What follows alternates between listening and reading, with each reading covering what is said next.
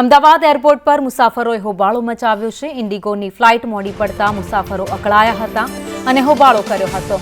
મુંબઈની ફ્લાઇટ 2 કલાકથી વધુ મોડી પડતા હોબાળો કરવામાં આવ્યો। ફ્લાઇટ મોડી પડવાનું સ્પષ્ટ કારણ ન મળતા હોબાળો થયો।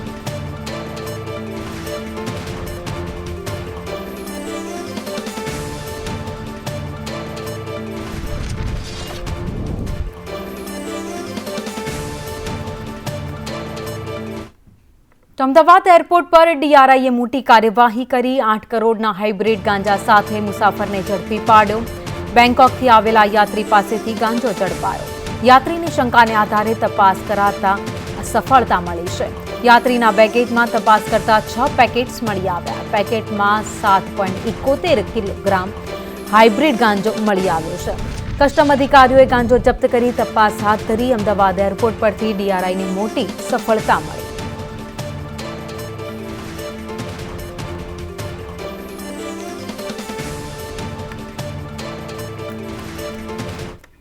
તો શેર બજારમાં રોકાણના નામે ફ્રોડમાં ઈડીએ કાર્યવાહી કરી।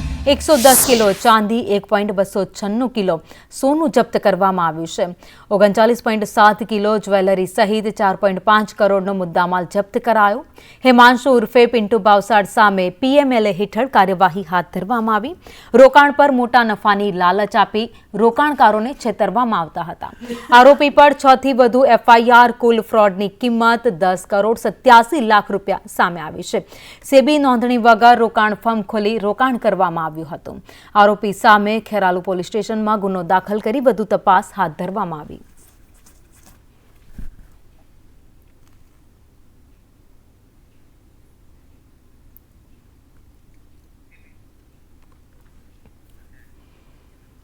તો ભાવનગરના બગદાણામાં આરોપીનું રિકન્સ્ટ્રક્શન કરવામાં આવ્યું। મારામારીની ઘટનામાં 8 આરોપીનું ઘટના પર રિકન્સ્ટ્રક્શન કરાયું। બગદાણા પોલીસે 8 આરોપીનું રિકન્સ્ટ્રક્શન કર્યું। ફરિયાદી નવનીત વાઘાલિયાન જેણે હુમલો કર્યો હતો, માયાભાઈના દીકરા જયરાજ પર હુમલો કરવામાં આવ્યો હોવાનો આરોપ લગાવવામાં આવ્યો હતો। ફરિયાદીએ આરોપ લગાવ્યો, જયરાજ આહિર પર આરોપ લગાવવામાં આવ્યો। તો જિલ્લામાં ચકચારી મારામારીની ઘટનામાં બગદાણા પોલીસ દ્વારા 8 ઇસમોનું રિકન્સ્ટ્રક્શન કરવામાં આવ્યું।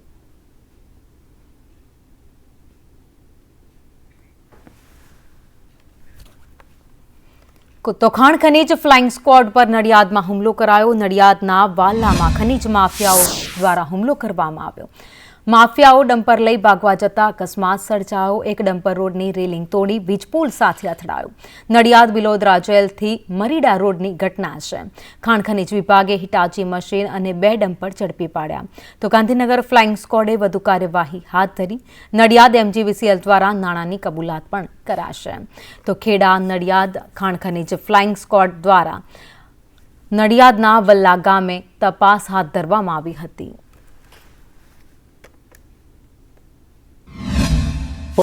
ડમ્પર વાળે કંઈક 2 દિનથી ચલાવે ને ટીસી સ્ટ્રક્ચર ને તે તોડી નાખ્યું તમારું, એટલે જે એમજીવીસીએલ પર અમે એફઆરઆઈ કરાવડાવી છે। તો સુરત કોર્ટ પરિસરમાં સૂત્રોચ્ચાર સાથે વિરોધ કરવામાં આવ્યો। ખંડણીખોરને સજા આપવાની માંગ સાથે વિરોધ કરાયો। આપ મહામંત્રી શ્રવણ જોશી અને સાગરીત પર આરોપ લગાવવામાં આવ્યો। શ્રવણ જોશી તથા સાગરીત ચંપત ચૌધરી પર આરોપ લગાવાયો। આરોપીઓ પર ધમકી આપી વસૂલી કરવાનો આક્ષેપ કરાયો।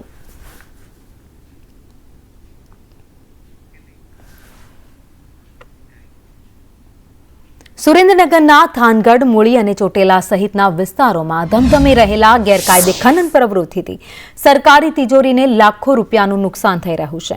ત્યારે આ ગેરકાયદે ખનન અટકાવવા સુરેન્દ્રનગરના પૂર્વ ધારાસભ્ય ઋત્વિજ મકવાણાએ મુખ્યમંત્રી સમક્ષ રજૂઆત કરી અને રાજ્ય સરકાર ધારાધોરણ મુજબ ખનનની મંજૂરી આપે તેવી માંગ કરી। કે આ માઇનર મિનરલ્સના ખોદકામ ઉપર કોઈ જ પ્રકારનો બેન નથી, પરંતુ એની કાયદાકીય કોઈ સ્પષ્ટતા નહીં હોવાના કારણે એને પ્રતિબંધિત ગણવામાં આવે છે।